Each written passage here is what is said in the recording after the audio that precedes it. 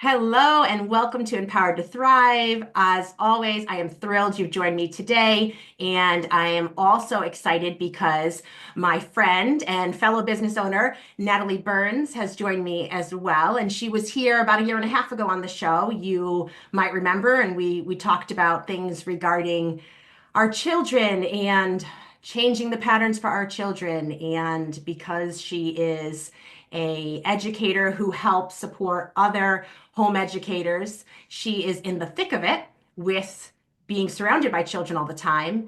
And today I am so happy to have you here again with me, Natalie, and excited for what we're going to talk about today because, like you and I were just saying, the conversation is for now as I've been pivoting and not letting go of what I previously talked about, continuing to talk about the inner healing work and the ways that we can change what we were conditioned for in childhood. But I'm also including this idea that what do we do for the people who are in a Christian community and actually don't always feel like they belong, but know they're supposed to be there?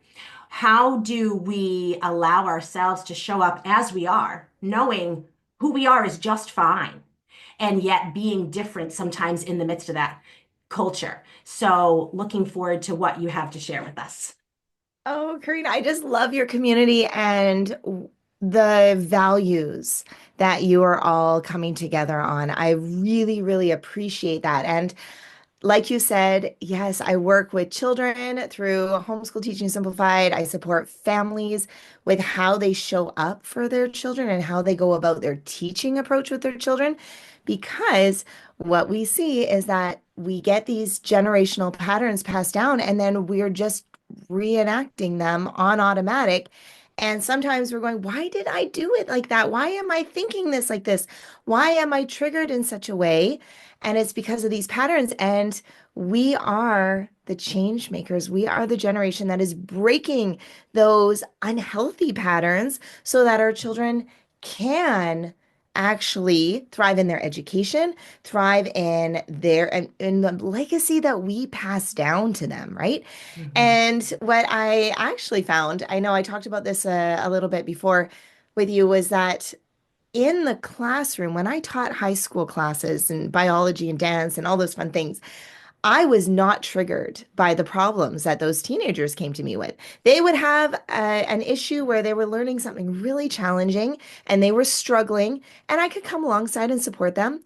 However, when it was with my own children, all of a Mhm. sudden, their triggers and their challenges were pushing my buttons. And I was realizing, oh, hold up. Their issues are my issues, and I'm passing down my issues to them, and I'm seeing it come out in them in their learning. And you might find this even with homework time, that anytime your child is challenged and they have this explosion, when you feel it at the same time, this is a chance to do some of that inner child work and see what has not healed for us.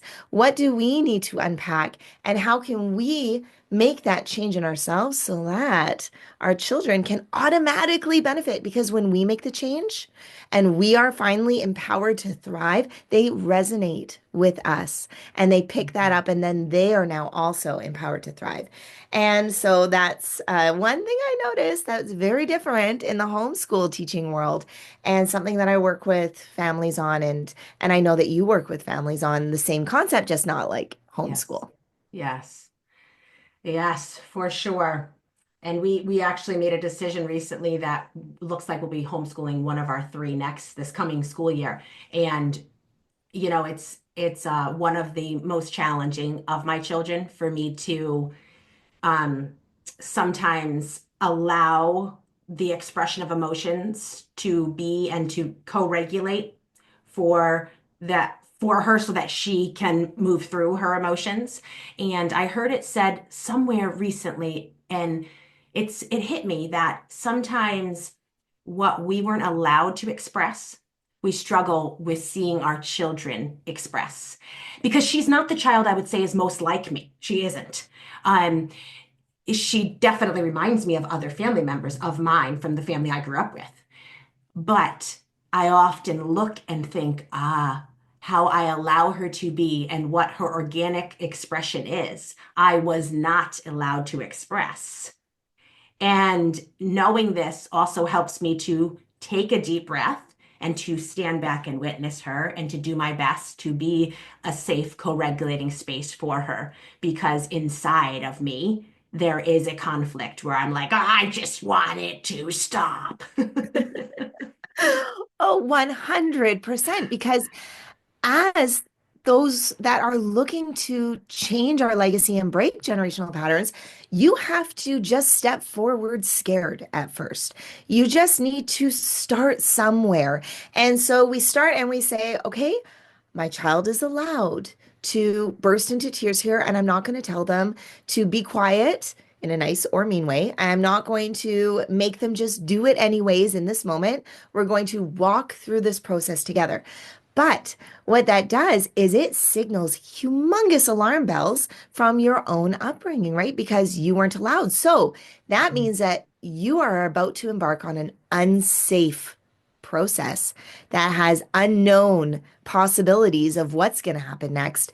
But you know in your heart that this is the right thing to do. And you know that this is the change I want to make.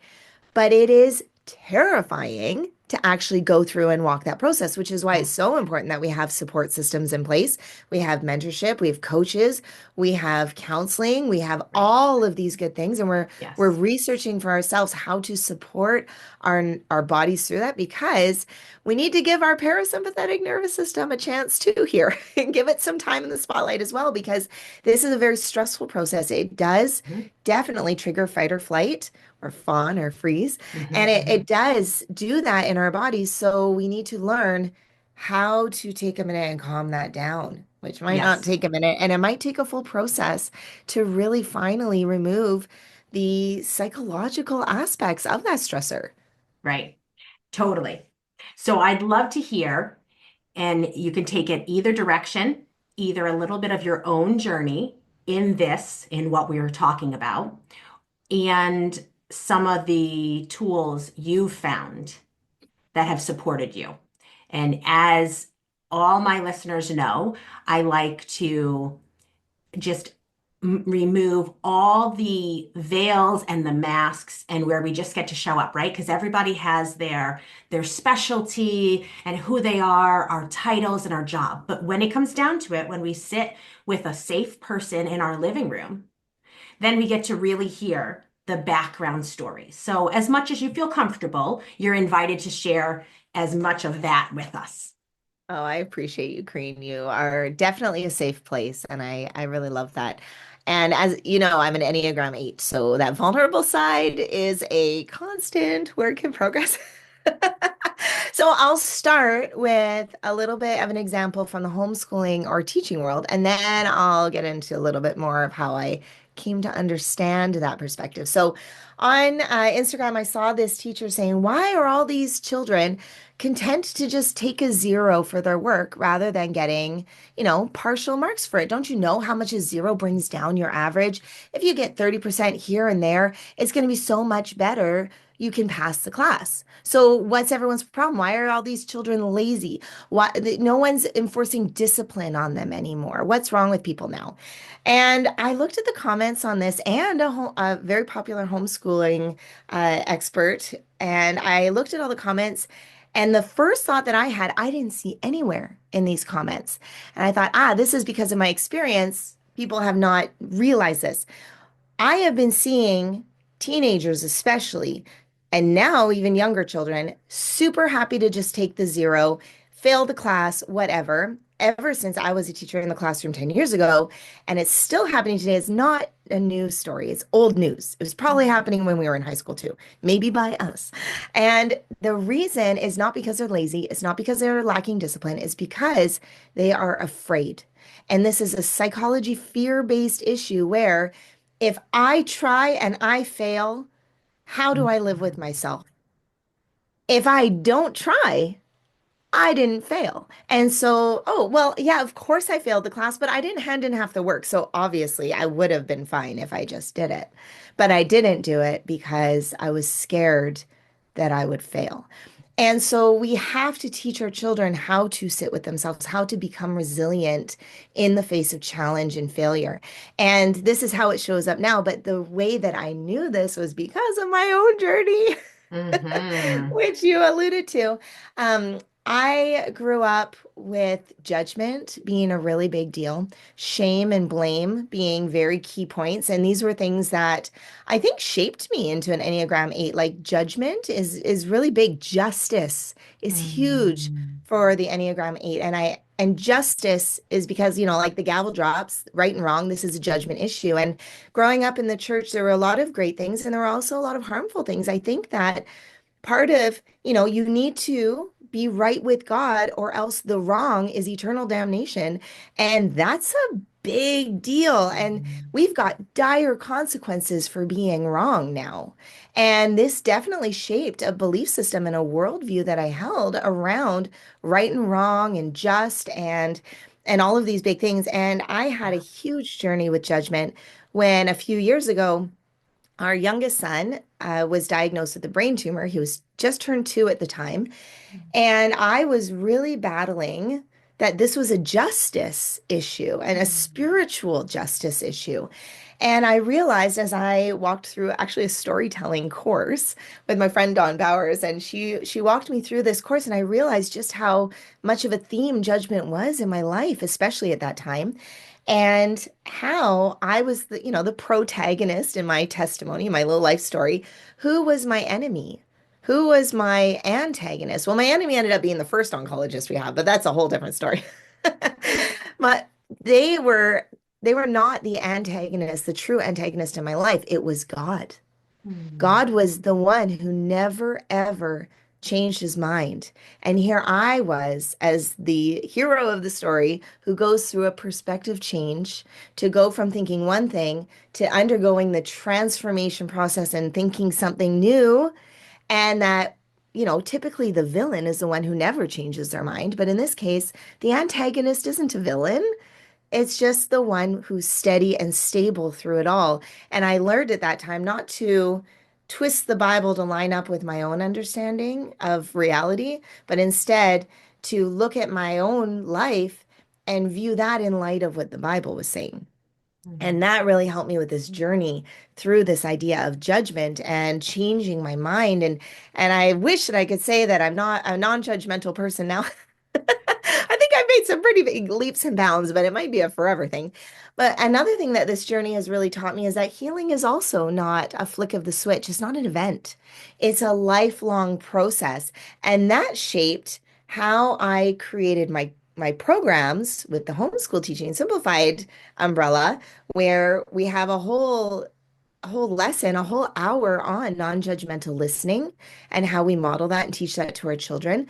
And we have this whole concept. I kind of forget the second thing already because my brain just went, "Doo-doo-doo-doo," but there is the idea here that as we walk through this process, we see it in our children, right? And so we're supporting them through that, and how we show up for them is going to be very impactful in the way that they're going to make future decisions.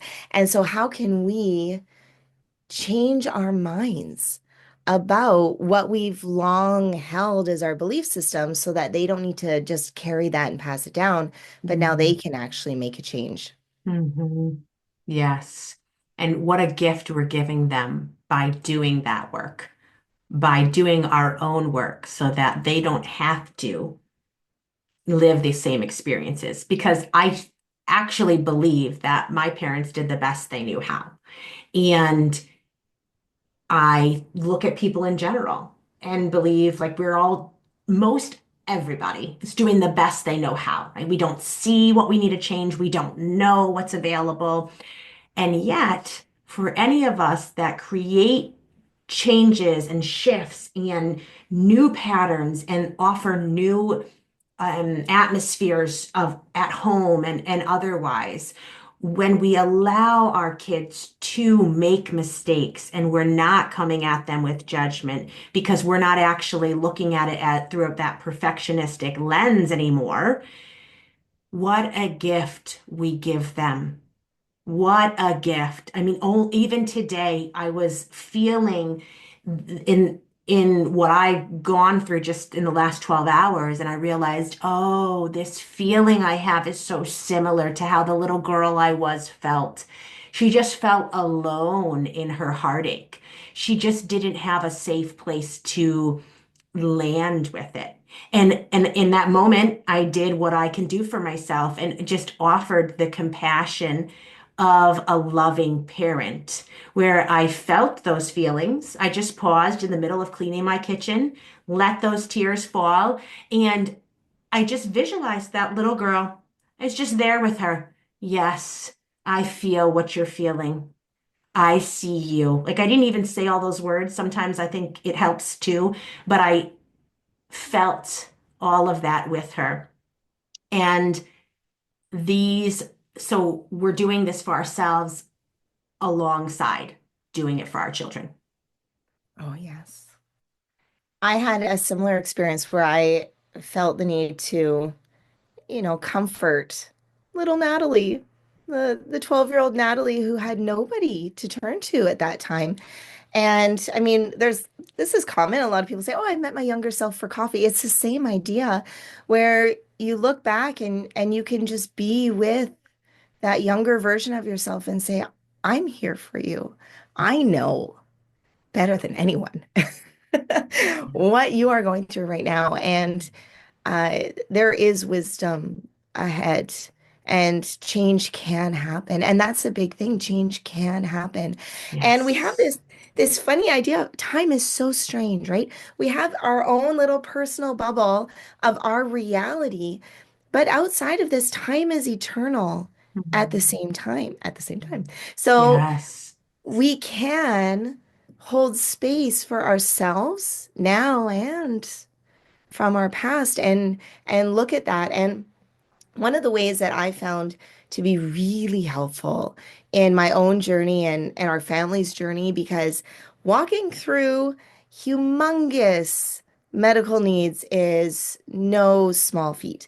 And we've been able to do that. And I joke about like we've been able to do that while staying married, which is like very, very, very uncommon in these days because of the support systems that we've put in place and the just generous gifts of support from so many, especially one person who's really funded a lot of our sessions with something called Natural Bioenergetics. And I'd love to share this with you for a moment. So I love it so much that I actually became a student practitioner and I'm in level 4 out of 9.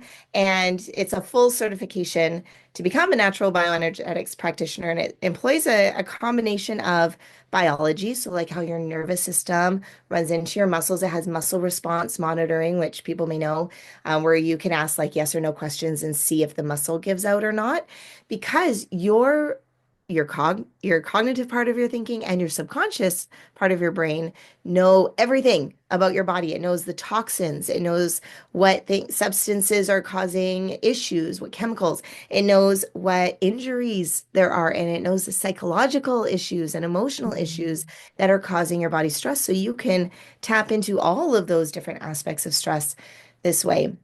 And it employs physics and especially quantum physics principles, which I was really scared of quantum physics when they told me that it was coming into the grade 9 science curriculum and I had to teach it. And I was like, no way. But since then, that was a long time ago, I have explored into quantum physics further, and it is astounding how it changes the game. Mhm. And then it takes the best of the Eastern practices as well, and meridians, and your energetic flow and being in balance.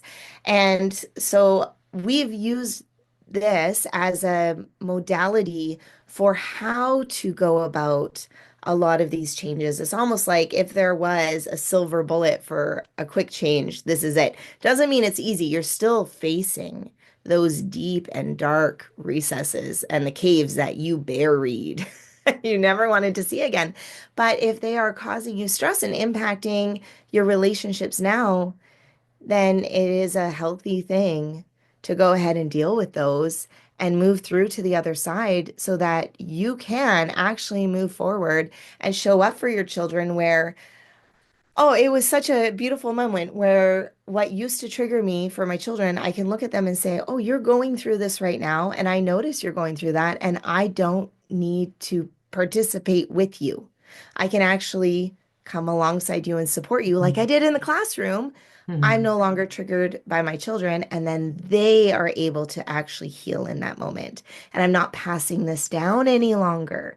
And that's the kicker. We want to change our legacy, right? We want to change what is actually passing down because this is automatic. I love, I'm gonna just monologue for a second longer. You mentioned about your parents doing the best they could with the information that they had. We all are doing that. Well, most of us are doing the best we can with what we have in front of us. And when you have a brand new baby and that baby is crying, what do? You put them against your chest and you allow them to resonate with you and you calm yourself down and then the baby calms down. And this is like another word for this would be entrainment. They're entraining to that pattern that you're giving them, that energetic pattern, that calmness. They're resonating with you. But the thing is that we actually have learned that babies do this quite a bit up until their first year of life or so. But they don't just pick and choose the best parts of us to entrain with. They entrain with everything. And so if we have belief systems that are being passed down, like I can't get through this alone, and that leads to substance abuse, and grandpa, dad, then yourself, you can see how it passes down, but it's not the substance abuse. It's that I can't do this on my own. I can't cope with this. Mhm. And that is what our babies, our children are also resonating with. So we accidentally pass down the worst parts of ourselves at the same time. And that's why if we can do this healing for ourselves, it is impacting generations to come. They are free from that way of thinking. And now that they're free from that way of thinking, or you can make those changes, you're free from that way of thinking, you actually have the capacity to make a decision with clarity and discernment rather Mhm. than feeling like you're forced to or you're drawn to or there's something that's you just can't get away from. Mhm. Yeah, it's good. The one thing I want to bring out for anybody that may be feeling like, oh, this is so good, but I'm just not up for it all. That this is, like you mentioned, Natalie, a journey. And you and I, like we have our own journeys, our own stories, right? What's led us to this point. And the older I get, I was thinking about this recently, I hear it and I'm like, no, I'm not just saying it because, people say the older I get, the less I know. That's not what I mean. But the more the more I live, the less I worry about knowing it all. So I love what you're saying. And, I'm in agreement with it. And I also feel this energy of, oh, so I just want everybody listening Yes. to know, right? The pressure's off, right? Like if it's time for this type of modality or another, we will be ready for it. And if Yes. it's not time, it's just not time yet. So each of us just sitting and knowing, okay, we said we're doing the best we can, right? So what does that look like right now? And because the pressure's not on, I lived with that belief a lot of my life, and if I'm not careful, I can not careful. That's not it. There are times when I am living in emotional flashbacks. So I'm living in the reality that I used to have to live in. I don't have to live in that reality anymore, right? But I might forget. Ooh, and feel the pressure's on, and then my shoulder blades, I start to feel it, and I start to feel that ache in my shoulder blade. Oh, I was feeling like I had to carry it all. Oh, no, no, no. So each one of us blazes our path in the way that we're supposed to blaze it. And it means we might do things later than we thought we should, or earlier than it was time. And I guess just to really like embody this point that we've been talking about, it's okay. Like we're literally sitting here saying, It's okay. We don't need to look at ourselves with judgment. We don't need to get super analytical about, oh my gosh, is it time for this right now? Like, you're going to know when it's time. You're going to know when it's time. And then you can reach out to Natalie and you can say, hey, I loved what I heard you talking about. I can hear that it's transformed your life, transforming your family's life. I want to learn more, right? You're going to know when it's time. And if it's not time, just put it in the back of your mind there. Oh, Mhm. yeah, yeah. And then it's going to come to mind when it's time. So this is really a space to just lean back and get to experience the fact that in this moment, you're not being criticized, you're not being judged. We're not looking at you saying, here's where we at, and here's where you can get, and so you should get there. Right? I just feel that super strongly. So we're just gonna crash through any any of that right now and just lay it out there. So yeah, feel free to share any more. Just That's right. I 100% agree. And that makes me think, okay, what am I putting out there?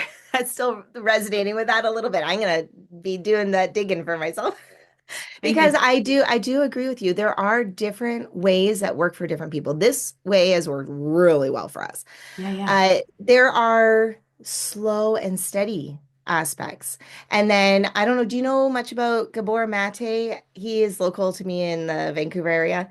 Oh, isn't he lovely? But Yes. he talks a lot about using like mushrooms, say, for example, to really get deep into those dark pits. And that is an experience. You are digging down really deep past what I believe your body might be ready for.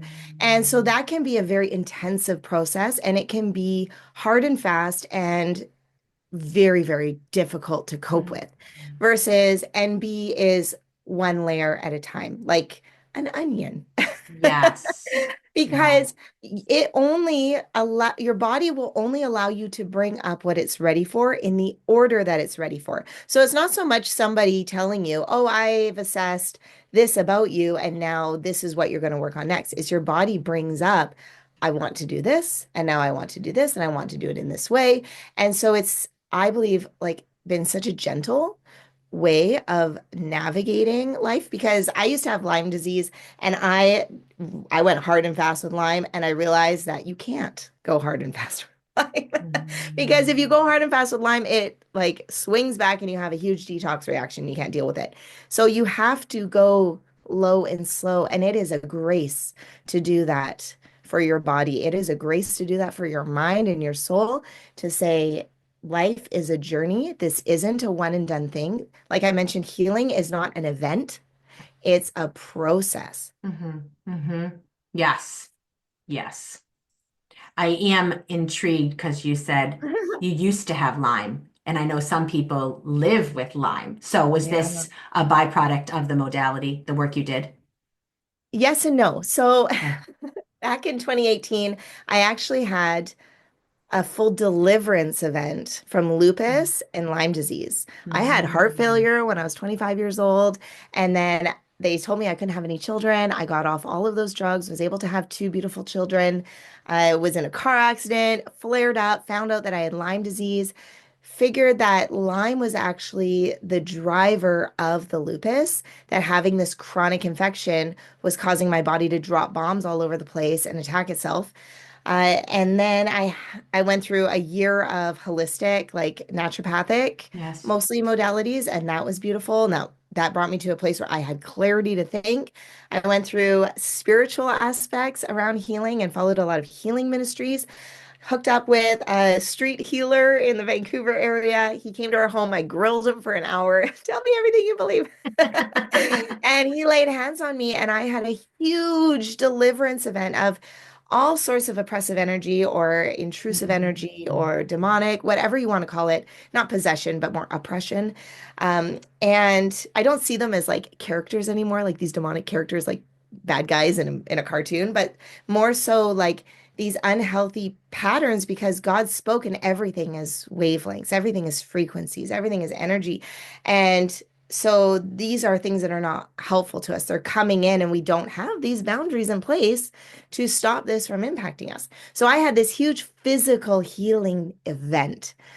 But what happened after Emmett was diagnosed with a brain tumor? First of all, I said, what the heck? I thought we already got through this. I thought I already figured out healing. I thought we had our deliverance. I thought we were on the other side of this. And now we're doing it again Mm, with our son. mm, Generational patterns, right? And with that, I realized, well, I had an autoimmune flare up. And I realized, oh, just because I had a full physical healing event, and like I attribute all of this to our Heavenly Father and Jesus, and I'm so grateful. I also realized that there were still emotional, psychological, and other aspects that are underlying. And actually, another fun thing that you might want to look into is German New Medicine. And that connects the chaotic events that happen in our lives with the emotional response and how that shows up in our bodies. And mm, so you can see if something shows up in your neck, it's probably like an intellectual self-devaluation conflict that you're going to, and it gives you a clue for, oh, this is how I can dig into this and look at healing for myself. And so that was how we dealt with it then. And then now I've been dealing with the emotional, psychological, and even new physical flare-ups because that can happen again with these. And so now finally, because of the work that we've done with MB, I can mm. experience like forever freedom from these aspects. That's so great. Mm.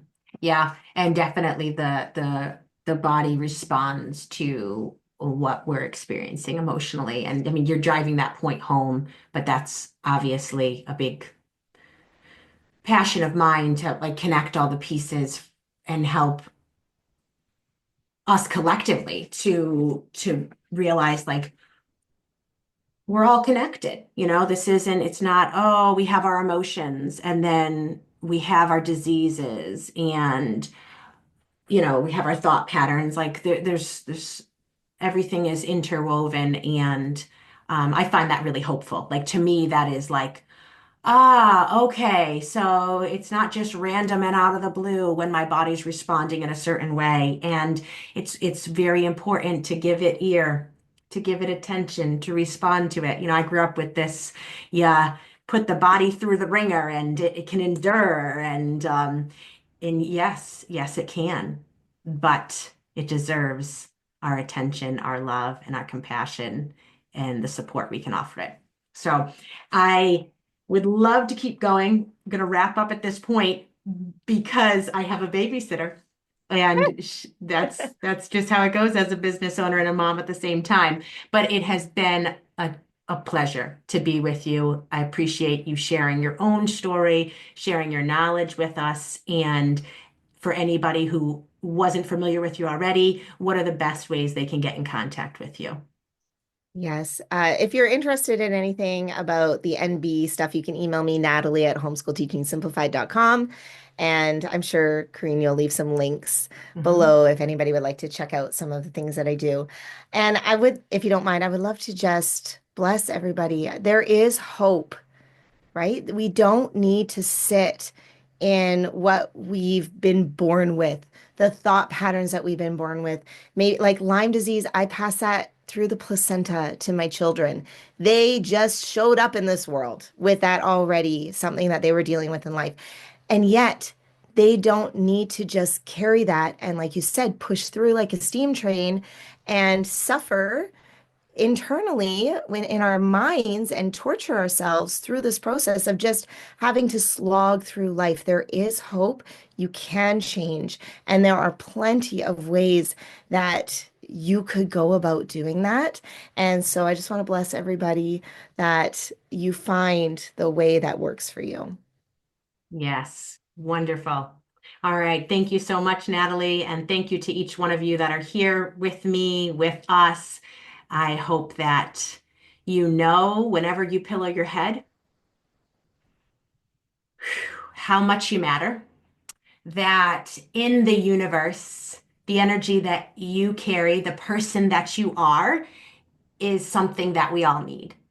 Mhm. And to any moment you've been told the opposite, I just want you to know that there are arms open to you. There's a safe set of arms open to you to let you know that you are wanted, you are loved, and you deserve to live. You deserve to live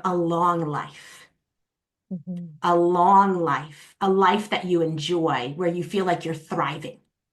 So Mhm. that's my hope. That is my prayer for you. So much love, my friends, and I'll see you again soon.